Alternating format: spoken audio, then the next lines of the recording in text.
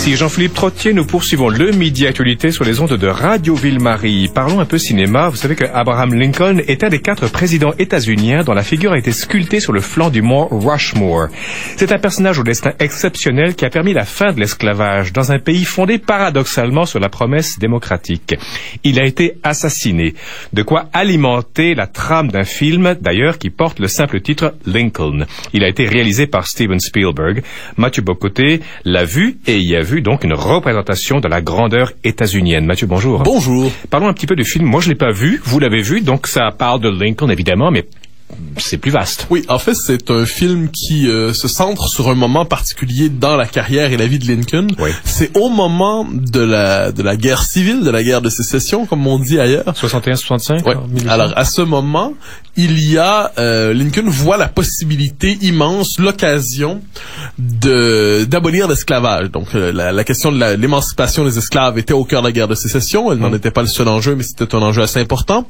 Mais il voit au terme de la guerre, d'une certaine manière, l'occasion finalement d'abolir l'esclavage, et le film est centré sur une série de séquences autour de quelques jours. Évidemment, ça déborde un peu ici et là à certains moments dans le film, mais c'est sur une série de séquences qui vont amener finalement Lincoln à profiter d'une crise politique exceptionnelle pour justement accomplir cette exigence indispensable, exceptionnelle et vue, je dirais, un siècle et demi plus tard comme une évidence, abolir l'esclavage aux États-Unis. Et donc à partir de cet événement, à partir de cette course pour en finir avec ce scandale aux origines qui participe à l'origine des États-Unis, peut-on dire, c'est l'occasion d'explorer des grands problèmes politiques fondamentaux. Donc qu'est-ce que la grandeur, la part du mensonge en politique, qui est une question fondamentale dans le film. Hein. Vraiment, est-ce que la fin justifie les moyens? Ça traîne tout le long du film. C'est curieux parce que dans votre texte, justement, Mathieu Bocoté, c'est dans le blog du Journal de Montréal du 21 janvier, je pense. Oui, il y a quelques jours sur mon blog du journal. On s'imagine que Lincoln, un peu comme George Washington, était un homme qui ne mentait pas du tout, et vous semblez dire qu'il y avait du mensonge dans son... Non, absolument. C'est ce qui est fascinant, c'est que ce film est une méditation sur le politique, sur les conditions des grands destins, sur la réalisation des grands projets.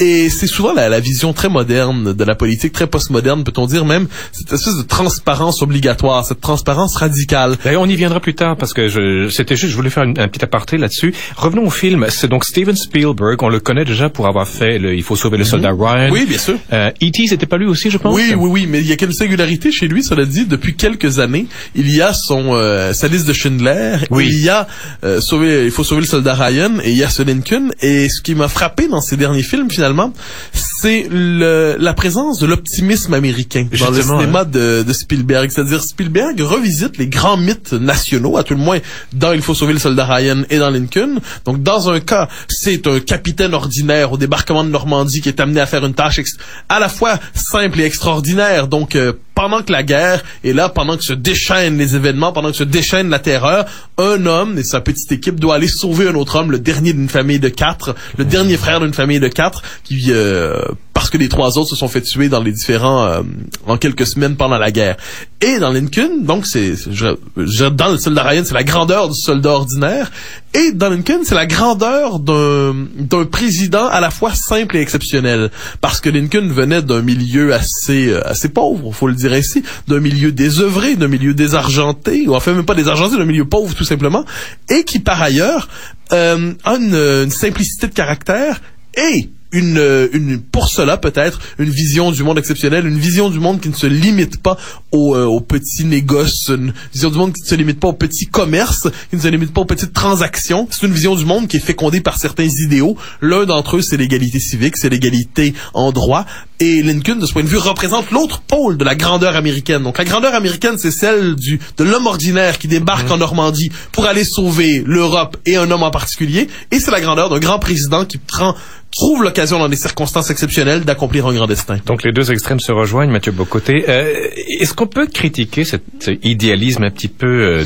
Est-ce que c'est un peu naïf? Je crois qui est forcément... On retrouve ce trait souvent aux États-Unis. Je crois je sais pas si on peut le critiquer, juste qu'on le critique déjà. C'est une critique récurrente, c'est une critique systématique, je dirais... Non, parce que le réel est beaucoup plus visqueux, beaucoup plus gris. Bien sûr. Je vous écoute et c'est blanc et noir. Non, c'est pas blanc et noir. Mais il y a dans le réel... Non, c'est pas blanc et noir du tout. Dieu sait que... Noir et blanc, là. Mais non plus, d'ailleurs, là. J'y reviendrai tantôt, mais la part du mensonge en politique, c'est le mélange de oui et de non, de vrai et de faux, de mal et de bien qui participe à la politique. C'est un thème que j'explore assez souvent. Oui. Mais dans le cas américain, ce que je trouve assez intéressant, c'est qu'on a souvent la sophistication des Européens un peu décadents, des décatis qui ne croient plus en rien. Et on leur parle d'optimisme, de grandeur, de capacité d'action, de puissance de l'individu, de résilience des hommes et des femmes. Et là, on se dit, oh, franchement, les choses sont plus complexes. Comment pouvez-vous croire à ces sornettes, à ces bêtises optimistes ordinaires? Et Spielberg, finalement, va puiser dans le mythe fondateur des États-Unis. Et dans ce mythe fondateur des États-Unis, à tout le moins dans un des mythes fondateurs des États-Unis, il y a l'idée qu'un homme peut changer le destin. Il peut le changer lorsqu'il est dans une fonction d'autorité incroyable. C'est évidemment comme c'est le film Lincoln. Il peut le changer pour lui-même. C'est-à-dire, dans une existence qui pèse trop, il peut décider de se réveiller à sa propre humanité. Un homme seul peut d'un coup ne pas se laisser avaler par la fatalité ou par le jeu des circonstances. Et c'est aussi, par exemple, présent dans le film La liste de Schindler. Qu'est-ce qu'on voit dans La liste de Schindler? Rien ne semble plus contre-intuitif que la possibilité d'un homme libre, à tout le moins d'un homme usant de sa liberté, sous le Troisième Reich, sous la botte nazie. Et pourtant, dans cette Europe nazifiée, sous la domination des SS, dans cette Europe où la force brute est la seule loi, dans cette Europe qui a finalement animalisé le genre humain en le triant en espèces qu'on peut éduquer ou qu'on doit dresser ou qu'on doit exterminer, eh bien, un homme seul, simplement, est illuminé par un certain sens du vrai, un certain sens du bien, et décide d'agir en conséquence. C'est le prophétisme états-unien là dont vous parlez. Mais je crois que c'est l'optimisme américain dans ce qu'il a de mieux, c'est-à-dire l'être humain est capable de peser sur son destin, et j'ai l'impression que les Européens, qui ont derrière eux le poids d'une histoire multimillénaire de ce point de vue, ne sont plus capables toujours d'apercevoir cette singularité irréductible de l'individu et sa capacité de redressement. Ce qui vous donne le cul entre deux chaises, si vous me permettez, Mathieu, parce que vous êtes extrêmement européen dans votre pensée, mais en même temps très nord-américain ou très états-unien dans votre façon d'être. Je crois que c'est à ce moment qu'il faut penser l'unité de la tradition occidentale. C'est bien répondu. L'Occident, c'est à la fois l'histoire, la tradition, l'institution, mais c'est aussi le principe de liberté, c'est la perpétuelle capacité de créer du neuf. Et de ce point de vue, je crois qu'il y a l'Occident ne devrait pas se fracturer ou se croire, aucun des deux morceaux de l'Occident ne devrait croire qu'il y en a le monopole, ni l'Europe, ni l'Amérique. L'Atlantique, autrement dit, devrait moins nous séparer que nous rassembler d'une étrange manière. Exactement. Liberté, donc rassemblement. Paradoxe aussi, parce que les États-Unis sont fondés sur des principes démocratiques extrêmement nobles, extrêmement élevés, et il y a cette balafre qui s'appelle l'esclavage. Ben, ça, c'est le paradoxe américain. Parce que voilà une société qui se crée sur la promesse égalitaire d'hommes libres. Donc, c'est la nation explicitement moderne, peut-on dire. C'est une nation qui est moins héritée, bien qu'il y ait un héritage américain. Il faut pas réduire l'Amérique à sa seule déclaration d'indépendance, non plus qu'à la seule déclaration des droits. Oui. Mais il y a une histoire très révolutionnaire aux États-Unis. Mais il n'en demeure pas moins qu'il y a une dimension explicitement philosophique dans la fondation des États-Unis. C'est cette promesse égalitaire, ce gouvernement du peuple, par le peuple, pour le peuple, et ainsi de suite. Or, au moment même de cette fondation, l'un des plus grands idéaux, il y a une stigmate, il y a une balafre, il y a un crime originel qui est l'esclavage. Et ça revient souvent dans le film, c'est assez singulier, où on voit des gens, des Noirs dire on ne veut pas de nous ici. D'accord, mais c'est quand même, ils sont pas venus de gré, hein. Ils ne sont pas venus avec grand bonheur. On les a forcés. Hein. Il y a l'horreur absolue de l'esclavage. Et là, on voit ce crime originel aux États-Unis. C'est-à-dire, voilà une nation qui ne veut pas des gens qu'elle a pourtant amenés de force chez elle. Mathieu, est-ce qu'il y a un parallèle à faire avec la Grèce antique, qui elle aussi a inventé la démocratie, mais qui était fondée aussi sur l'esclavage? Je crois que la différence entre les deux, c'est le christianisme. C'est-à-dire le christianisme. Non, mais la Grèce était pas chrétienne. C'est ce que je dis. C'est la différence est là. Ah oui, évidemment, oui. C'est-à-dire la différence, c'est qu'il y a à travers le christianisme l'idée de l'égale dignité des hommes devant Dieu. Et cette idée va révolutionner profondément les consciences sur 2000 ans. Et alors que les Grecs finalement acceptaient, il y a une forme à travers une forme d'inégalité des hommes par la cité. Alors il y a chez les chrétiens l'égalité des hommes devant Dieu, et il y a à travers ça une espèce de promesse d'accomplissement égalitaire que la modernité va accueillir en la déthéologisant. D'une certaine manière, elle va accueillir cette promesse égalitaire. Ce n'est plus la dignité devant Dieu, mais c'est la dignité de l'égalité des hommes dans la cité. Donc l'égalité se transpose dans la cité, dans la société. Mais je reviens sur ce point qui me semble central. Donc il y a un paradoxe à l'origine des États-Unis, manifestement. Voilà une nation qui est écartelée entre un idéal immense et un crime odieux. Et je crois que ça va être le défi des États-Unis au 19e siècle et aussi au 20e. On le sait avec Kennedy, avec Johnson, avec Nixon aussi qui est là-dedans. On va le voir avec l'Amérique finalement de la deuxième moitié du 20e siècle qui va chercher avec la question de la ségrégation cette fois à en finir avec cette contradiction originelle aux États-Unis. C'est manifestement une question qui n'est toujours pas une fois pour toutes réglée. L'accueil enthousiaste absolu de la présidence d'Obama en 2008, c'est qu'on avait l'impression que dans cette nation, l'élection de président noir, ça venait quand même répondre à une injustice historique première. C'est pour ça que j'allais faire un peu le parallèle entre Lincoln et Obama, mais ça c'est un autre sujet, Mathieu. Donc on parle d'un paradoxe. Il y a aussi, on parle de cette abolition d'esclavage sous Lincoln pendant la guerre civile. Enfin, ça se fait pendant la guerre, et vous parlez d'une guerre philosophique et non pas d'une guerre de puissance. Oui, ça c'est assez intéressant. C'est-à-dire, le propre de la guerre classique, le propre de la guerre habituelle, c'est la conquête du territoire, c'est la conquête de la puissance, c'est la domination d'une puissance par une autre, et c'est surtout la volonté de ne pas faire culminer cette guerre jusqu'à une rencontre philosophique entre une idée du bien et une idée du mal. Toute guerre civile, c'est comme ça, non? Oui, la guerre civile, c'est particulier. Mais la guerre classique, voilà pourquoi je parle de la guerre classique, c'est la rencontre entre deux logiques de puissance. Et l'avantage de la guerre classique, devrais-je dire, c'est que puisqu'on est conscient que c'est une guerre d'intérêt, on est toujours capable de négocier. Oui. La guerre moderne a plutôt un sens de l'absolu. Oui, guerre moderne, mais toute guerre civile, même ancienne, est une guerre philosophique. Les guerres de religion. Oui, ça c'est autre chose. La guerre de religion, encore une fois, certains y ont vu d'ailleurs le plus grand mal. Parce que le propre de la guerre de religion, la guerre philosophique, c'est une guerre qui va jusqu'à l'absolu. Si j'ai l'absolu du bien et vous avez l'absolu du mal, pourquoi devrais-je faire la paix avec vous? Comment établir une paix négociée si j'ai le monopole du bien et vous avez le monopole du mal? Donc ça, c'est le mauvais côté, peut-on dire, de la guerre philosophique. Mais il y a aussi l'autre aspect de la guerre philosophique, c'est une guerre, et on le voit véritablement, je pense, on le voit très certainement avec la guerre de sécession, mais plus encore avec la Deuxième Guerre aussi. C'est une guerre qui met en jeu l'humanité, finalement. À travers cette guerre se joue une certaine idée de l'humanité. Il ne s'agit pas simplement de multiplier la puissance de la nation victorieuse, il s'agit finalement de jouer le sort de l'homme à travers cette guerre. Et on le voit véritablement sur la question de l'esclavage. C'est ce que dit Lincoln dans le film de manière très juste en disant c'est une guerre qui sera examinée au fil des siècles comme un tournant de l'humanité. C'est à ce moment qu'une certaine idée de l'homme se sera imposée ou aura échoué. Il a mis ce côté visionnaire. Ah, je crois que oui. Mais à tout le moins, c'est ce qui sort du film. Quand on a lu un peu sur le personnage, il a aussi ce côté visionnaire. Et là, transposons ça sur la Deuxième Guerre mondiale aussi. Ce n'est pas qu'une guerre de puissance. À un moment donné, on rencontre, à partir de ce moment-là, l'enjeu, c'est la civilisation, c'est la démocratie, et ainsi de suite. Donc le propre de la guerre moderne, c'est une guerre qui dépasse son propre contexte. C'est une guerre qui interpelle par les idéaux qu'elle met en scène l'humanité fondamentalement. Alors là, à partir de là, il faut faire des nuances. Comme je dis, ça peut culminer dans le mal, c'est-à-dire lorsqu'on a une espèce de guerre d'extermination du bien au nom du mal, mais ça peut aussi avoir une portée, je dirais, de libération, lorsqu'on sait qu'à travers cette guerre, ce ne sont pas que des petits compromis qui se jouent, c'est la possibilité pour l'homme de progresser dans le sens le plus noble du terme. Mathieu, donc ce sont des guerres au nom d'un absolu qui peuvent porter le meilleur... d'un idéal. D'un idéal, si vous voulez. Moi, je dirais un absolu, mais peu importe. Mais qui sont porteuses des meilleurs fruits comme des pires fruits. Bien sûr, comme je dis. On s'en va vers les extrêmes. Ben, par définition, plus une guerre se charge d'une portée philosophique, d'une portée idéologique lourde, moins elle s'ouvre à la possibilité d'une paix négociée, d'une paix circonstancielle. C'est-à-dire, si nous avons tous les deux des intérêts, nous reconnaissons mutuellement nos intérêts, eh bien, on est capable d'établir un terrain d'entente, une espèce de terrain où on se dit, bon, je n'ai pas gagné absolument, vous n'avez pas perdu absolument, et on préserve chacun nos intérêts respectifs. Lorsque la bataille, c'est une idée de l'homme. C'est une idée de l'humanité. C'est à partir de cette guerre, c'est le rapport qu'on a à ce qu'il y a de plus fondamental à la condition humaine qui se joue. Et bien, à partir de là, je ne peux pas faire la paix avec vous parce que ça impliquerait de mutiler les principes premiers auxquels je crois.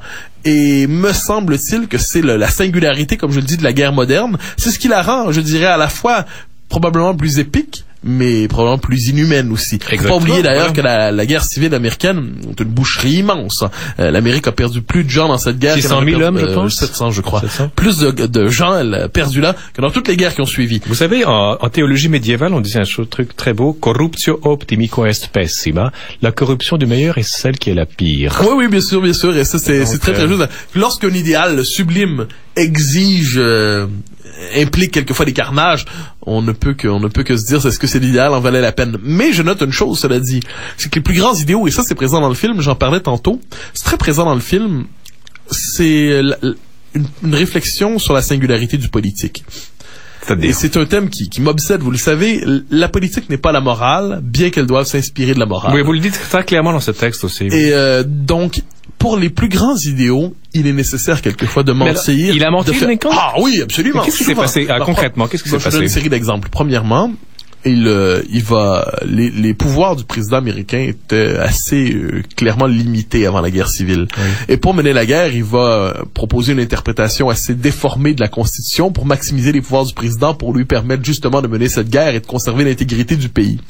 De la même manière, il va, pour obtenir son vote, le vote de l'abolition de l'esclavage, il va corrompre un nombre remarquable de parlementaires. L'argent? L'argent, les petites charges, les promesses. Si vous votez pour moi, cher monsieur, vous serez contrôleur fiscal adjoint du nord du Kentucky. C'est le Duplessis des États-Unis. À tout le moins, il y a de ça chez lui, mais c'est assez amusant. Mais il y a aussi, devant le Congrès, on sait, le président ne peut mentir au Congrès, et il va trouver le moyen de tourner une vérité en mensonge, un mensonge en vérité. C'est Clinton dont vous parlez maintenant. J'ai pas avalé la fumée. C'est un souvenir, mais disons que c'était pour des idéaux un peu moins nobles chez Clinton. Mais ce que je note, c'est que dans le film Lincoln, il y a une réflexion sur les conditions du politique. C'est ce que j'ai souvent appelé le mal nécessaire au service du bien commun. Donc, si on a à accomplir de grandes choses, il peut être nécessaire quelquefois de sacrifier d'autres choses auxquelles on tient. Il peut être nécessaire quelquefois de sacrifier même un homme de bien pour un objectif plus grand. Autrement dit, la politique se dérobe à la moraline facile qui consiste à trier entre les gentils et les méchants. La moraline? Oui, c'est une formule utilisée. Comme aspirine et morale? Non, plutôt comme morale dégénérée. Okay. Donc, cette espèce de version enfantine, moralisatrice à outrance. Et je pense qu'il y a dans ce film une réflexion profonde sur le politique. Et encore une fois, c'est ce qu'il y a de beau. Donc, quelquefois, certains sont tentés de dire la politique, ce n'est que le calcul machiavélien. Et c'est un peu honteux. Hein. C'est le calcul pour la conquête et la préservation du pouvoir. Et d'autres disent non, ce n'est que l'idéal. Et la politique, sans la pureté de l'idéal, ce n'est pas de la politique, c'est de la combine. Or, qu'est-ce qu'on voit dans ce film? On voit que la politique, non. C'est cette tension créatrice entre la combine et l'idéal. Donc ça infléchit un peu ce que vous disiez il y a quelques minutes sur la guerre moderne au nom d'un idéal. Au moins il y a un peu d'intérêt, pas d'intérêt, mais il y a de la combine. Ah, bien sûr, mais ça fait partie de la politique. Ça arrondit les angles de l'absolu. Mais c'est une réflexion, je crois, sur notre époque, c'est-à-dire à travers ça. Aujourd'hui, on le voit en politique et on a vraiment envie cet écartèlement. Il y a ceux pour qui la politique n'est rien si elle n'est pas révolutionnaire. C'était l'héritage de Jean-Paul Sartre et de tant d'autres qui disaient la politique ne m'intéresse que si elle implique la révolution. Donc elle doit changer le sort de l'homme absolument jamais, ou alors ça vaut pas la peine. Ou alors ce sont les petits conservateurs du pouvoir qui tiennent à tout prix à préserver une municipalité, la mairie d'une municipalité de 12 000 personnes parce que ça conserve leur intérêt personnel et ça permet de rénover régulièrement l'entrée de garage. Donc avec deux voitures en plus, deux voitures, absolument, et avec une belle asphalte. Donc on a ça, et là qu'est-ce qu'on voit? La politique, c'est autre chose. Et on pense à tous les hommes d'État. Oui. J'ai mes préférés, bien sûr. Churchill, De Gaulle, Helmut Kohl. Jean-Paul II, vous le mettez là-dedans ou pas? On pourrait très certainement, mais il faut dire que c'est une politique singulière que celle du Vatican. Mais je parle ici des politiques qui avouent leur côté mondain, au sens infralunaire, disait Aristote, dans le monde qui est le nôtre. Sublunaire. Oui, sublunaire, pardonnez-moi. Alors, quand on voit la politique réelle implique à la fois, je dirais, le sens de la combine et le sens de l'idéal. Et quand on voit les grands hommes d'État, ils ont toujours auprès d'eux des gens de mauvaise réputation, des gens qui ne sont pas très recommandables et qui pourtant sont indispensables au chef de l'État parce qu'ils vont faire le sale travail. Et normalement, la beauté du sale travail, c'est que l'homme d'État le devine peut-être, mais ne le sait pas.